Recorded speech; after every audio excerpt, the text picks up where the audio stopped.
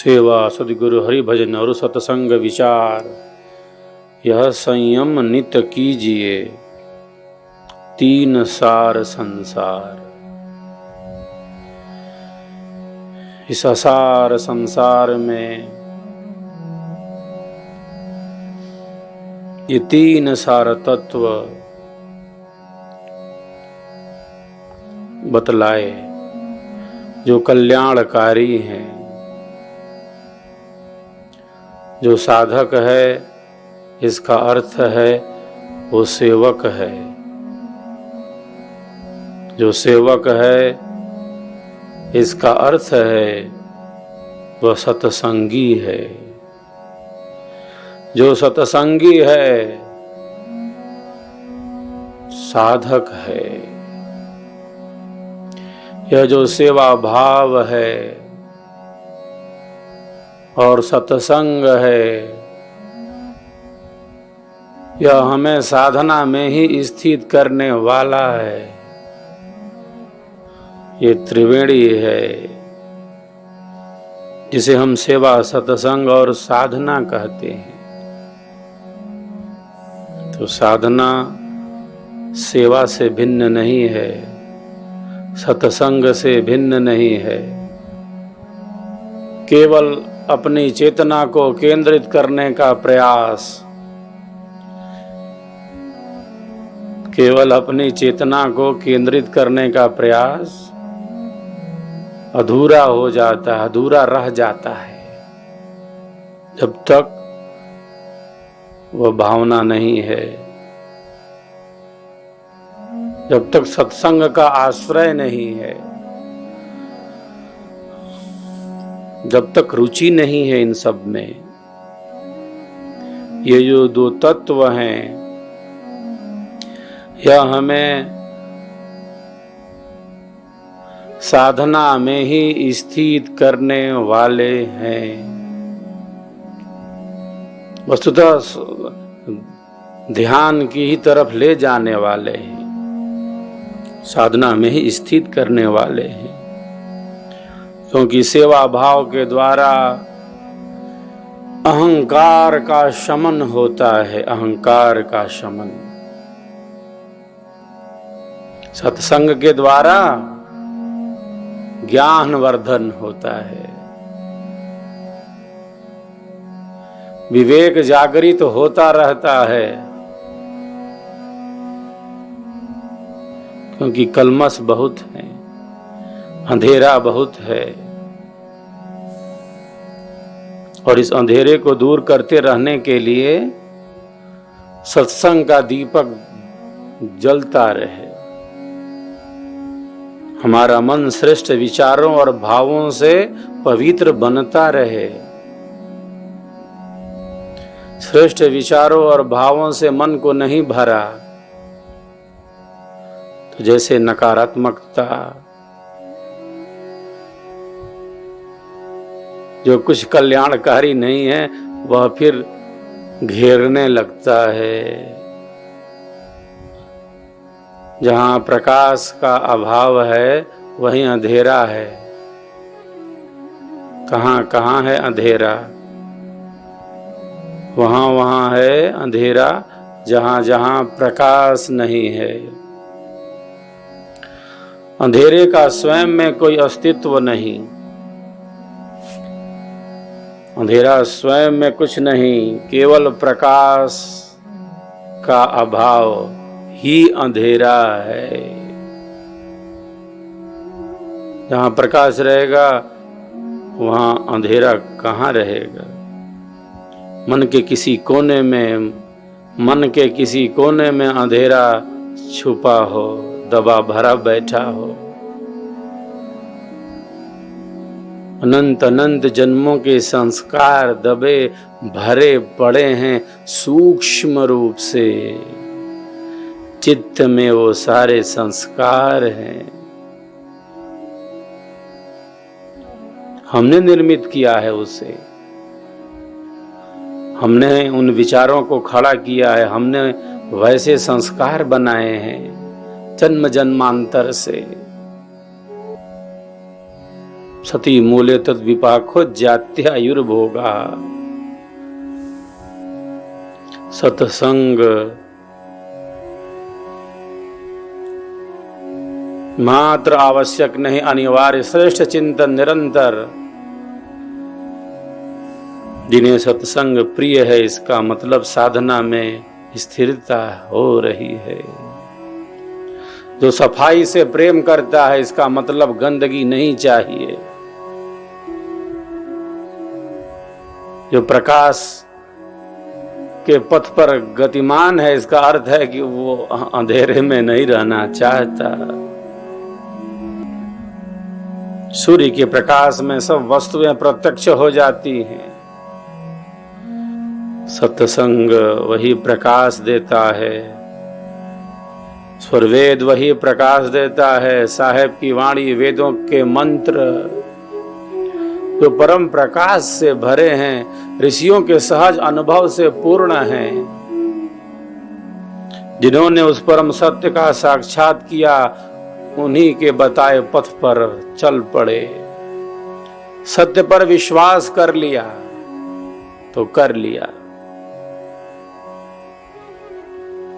हमने नहीं देखा वो मार्ग, हमने उस परम सत्य का साक्षात नहीं किया। जिसने देखा, जिसने अनुभव किया, जिसने अपनी आत्मा में उस परम अनंत ज्ञान को धारण कर लिया, परम सत्य का साक्षात कर लिया, तो हमने उस पथ का अनुकरण कर लिया। श्रद्धा का अर्थ है सत्य पर पूर्ण विश्वास। श्रद्धा मतलब सत्य पर पूर्ण विश्वास। श्रद्धावान लभते ज्ञानम तत्परः संयतेन्द्रियः, गीता में योगीराज कहते हैं। जन्माष्टमी आज मना रहे हैं। गीता में कितना भेद है। गीता में योगीराज ने योग के किन किन भेदों का वर्णन किया है।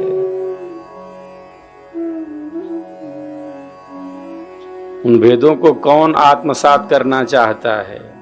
ज्यादातर बस बाह्य स्थिति है, जैसे बिल्कुल जहां मनोरंजन हो, वहां अच्छा लगता है, वही मन को अनुकूल लगता है। बाहर बाहर है स्थिति। योग की किस स्थिति में स्थित होकर, चेतना के किस दिव्य शिखर पर स्थित होकर योगीराज ने युद्ध के मैदान में अर्जुन को उपदेश दिया।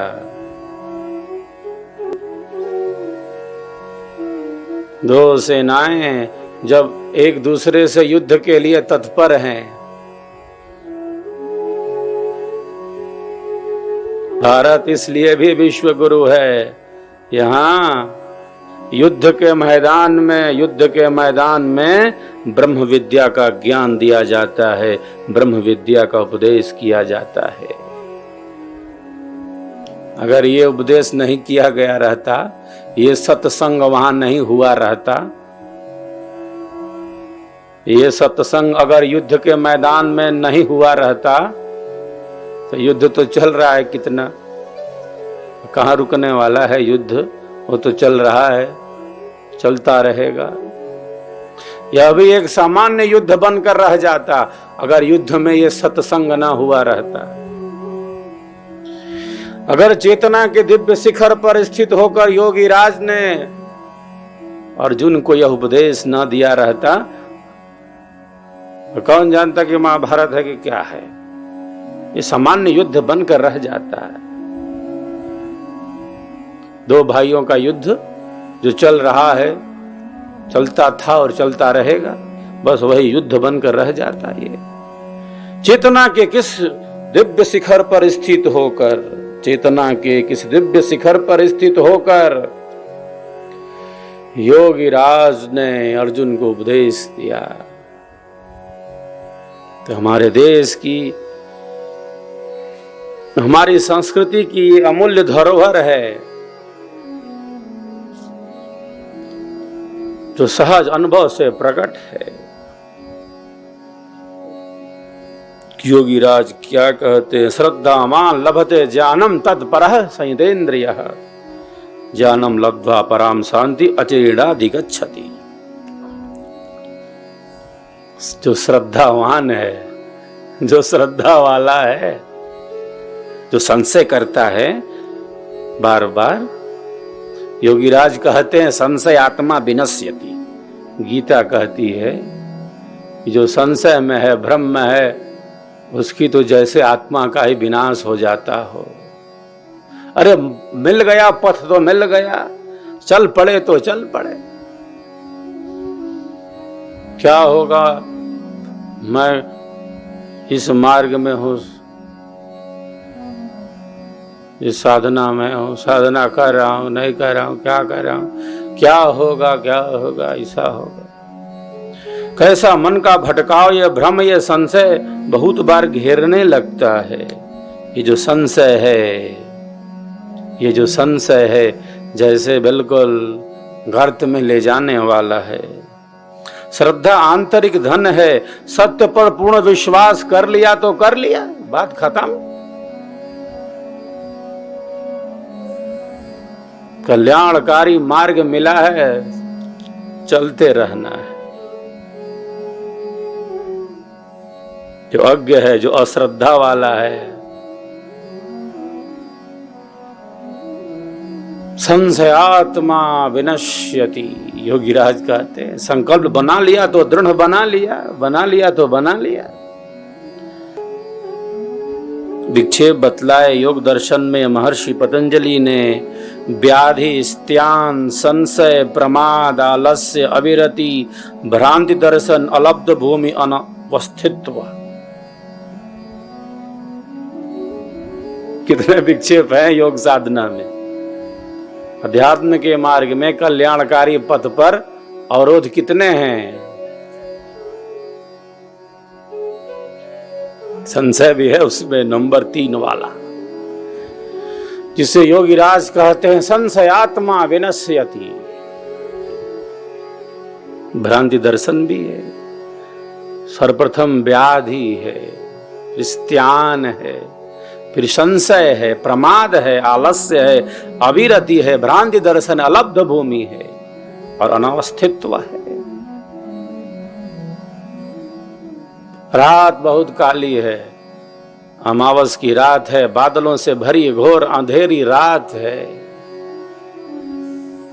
अंधेरी रात में चलता हुआ व्यक्ति ठूठ को, सूखे पेड़ को भूत है, भूत खड़ा है ऐसा समझ लेता है। अंधेरी रात में अकेले चलता व्यक्ति सूखे पेड़ को, ठूठ को भूत समझ लेता है कि भूत खड़ा है। जहां अंधेरा है, केवल अंधेरा है नहीं, वहां संशय है, वहां भ्रम है,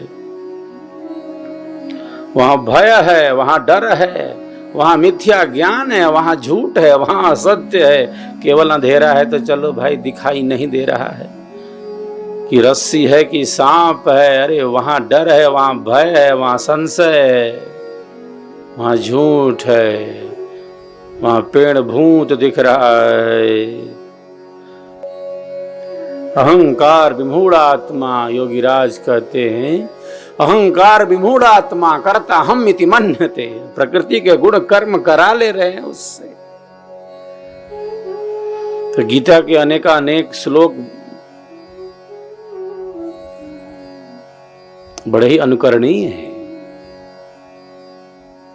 18 अध्याय हैं, 700 श्लोक हैं। प्रत्येक अध्याय के अंत में क्या लिखा है? इति श्रीमद्भगवद गीता उपनिषत्सु ब्रह्म विद्यायाम योग शास्त्रे श्री कृष्ण अर्जुन संवादे अमुक अध्याय। प्रत्येक अध्याय के अंत में लिखा है, क्या लिखा है? ये ब्रह्म विद्या का योग शास्त्र है, योग शास्त्र। इति श्रीमद्भगवद गीता उपनिषत्सु, ये सुपनिषद है। क्यों? ये गुरु शिष्य संवाद है, गुरु शिष्य संवाद। और कई बार शिष्य ऐसा बोलने लगता है जैसे वही गुरु हो। कई बार गीता में अर्जुन ने गुरु को समझाने लगता है, वही ज्ञान देने लगता है। कई बार ऐसा हुआ। ये गुरु शिष्य संवाद है, गुरु शिष्य संवाद। उपनिषद मने समीप, निषद मने बैठना, गुरु के समीप बैठना, जहां कुछ मिले वहां बैठना, झरने के पास बैठना, तभी तो प्यास बुझेगी। पात्र जो है झरने की तरफ होना चाहिए, जिज्ञासा का अभाव न हो। जिज्ञास होकर विश्वावे, कर्म गति हमसे पड़े। जहां जिज्ञासा है वहां स्वयं के कल्याण का भाव है और कोई दूसरा भाव नहीं है। जहां जिज्ञासा है कि देखते हैं कि हम जो पूछ रहे हैं वो बता पाते हैं कि नहीं। देखो देखो मैं कैसा पूछता हूं, देखो मैं इतना पूछ सकता हूं, इतना ज्ञानी हूं। कोई ऐसा भाव नहीं, कोई भिन्न अतिरिक्त भाव नहीं, केवल और केवल स्वयं के कल्याण की कामना है। स्वयं का संशय दूर करना है शिष्य को, और 3-5 में नहीं है वो। कुछ नहीं मतलब उसको। जो जिज्ञासु है, भक्त भी 4 प्रकार के हैं, आर्त जिज्ञासु, अर्थार्थी और ज्ञानी। तो जो जिज्ञासु है बस स्वयं का कंफ्यूजन दूर करना है उसको, स्वयं का संशय दूर करना है, क्योंकि उसका पथ बाधित हो जाता है। कई बार अटक जाता है, लटक जाता है। कई बार बाह्य रूप से भी अनेक बार समझ को विकसित करने में समस्याएं आ जाती हैं। इसलिए बारंबार सत्संग चाहिए और खूब खूब चाहिए, निरंतर चाहिए। ये पुष्प वाटिका है, फूलों की वाटिका है सत्संग, जहां की सुगंधी जैसे हमारे जीवन को ही दिव्य बना देती है। ये पुष्प वाटिका है। गुलाब का फूल है, आप जहां रख दो सुगंधी बिखेरेगा। जो सत्संगति में है, जो प्रकाशित है, वो प्रकाश फैलाएगा। जो सुगंधित है अपनी सुगंध बिखेरेगा। जो शांत है अपनी शांति की शक्ति का प्रसार करेगा। जो विवेकी है अपने विवेक से सबके सुख का ही मार्ग प्रशस्त करेगा, सबके कल्याण का ही मार्ग प्रशस्त करेगा। केवल वही है क्या शांत सत्संगी, केवल वही है विवेकी। अरे दूसरों को वैसी ही शक्ति का प्रसार दे रहा है। वो जैसा है वैसी ही प्रभा तो बिखर रही है, वैसा ही तो वातावरण बन रहा है। जैसा है अंतःकरण उसका, वैसी ही तो शक्तियां बिखर रही हैं, जा रही हैं बाहर।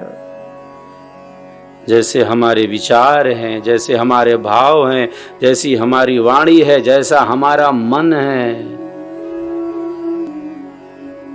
वैसी ही चेतना तो जा रही। जो शांत है तो केवल वही शांत थोड़ी है। अरे दूसरे को शांति में जैसे अपने परमाणुओं से प्रभावित कर रहा है। बंद कमरे में बैठा व्यक्ति अपने विचारों से दूसरों को प्रभावित कर देता है। इतनी शक्ति है मन में, विचारों में।